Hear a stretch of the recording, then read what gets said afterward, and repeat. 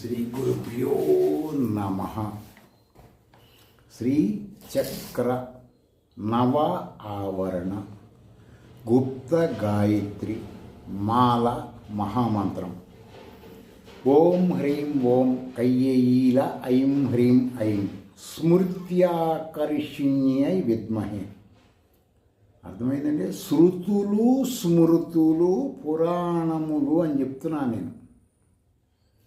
శృతులు అంటే వేదములు, స్మృతులు అంటే వేదములు ద్వారా తెలిసిన ఋషి పరంపర వాళ్ళు చెప్పిన ధర్మసూత్రముల్ని, కొన్ని హిస్టరీలని వాల్మీకి చెప్పాడు చూడండి. వాటిని స్మృతులు అంటే, స్మృతి అంటే తలలో జ్ఞాపకం, జరిగిపోయిన సంఘటనలు, వాస్తవమైన సంఘటనలు, అవాస్తవాలు కాదు.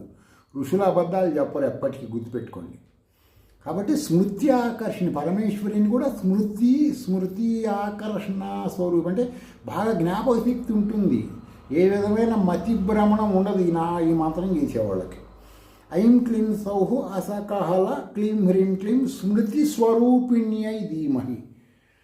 స్మృతి అంటే జ్ఞాపకం అనేటువంటిది మానవుల్లో ఉండటానికి ఏమ యొక్క అనుగ్రహం ఉంటేనే, ఈ మంత్రదేవత అనుగ్రహం ఉంటేనే వాడి జ్ఞాపక శక్తి బాగుంటుంది. ఐం ఈం ఔహు సకల శ్రీం హ్రీం శ్రీం తన్నో కళా ప్రచోదయాత్. 16 కళల్లో ఇదొక కళ అన్నమాట మానవుల్లో. సరే, ఇక దశవీర భైరవ మహామంత్రం చెప్పుకుంటున్నాం కదా. ఈ రోజునేముంది? ఖడ్గకేట ధర దశవీర వరద అభయహస్తక ధ్యేయ నిత్యం మహారౌద్ర మమ సర్వ విఘ్న నివారకాః. ఈ విధంగా ఆయన రూపం ఉంటుంది. ఈ యొక్క దశవీరుడి యొక్క రూపం ఇది.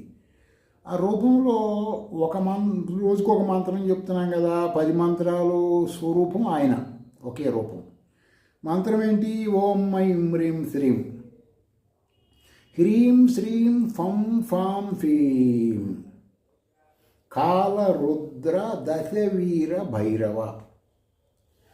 ఈనాటి భైరవుడు, దశ భైరవుల్లో ఇతను కాల రుద్రుడు. రుద్ర అంటే ఏడిపించువాడు.